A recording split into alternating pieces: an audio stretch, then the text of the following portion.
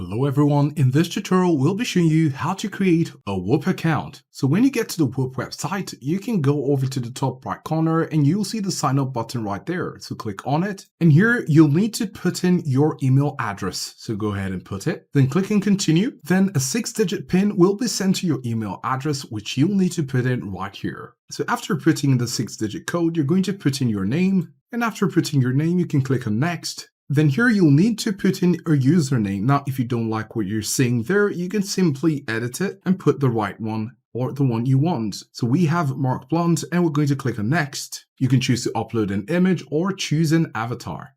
Now, when you join Whop, you'll see experiences in your home feed and you get to choose which one you want to join. So you can see UGC Factory, Whop Clips, and let's pick another one. Let's say this, right? So we can click on next. And this is how you get to create your Whop account. It's currently prompting you to create your first Whop, but of course at this point we now have our Whop account. As you can see, our profile avatar right there. And if we click on it, you can see Mark Blunt and the details we put in to create our account. So this is how to create a Whop account.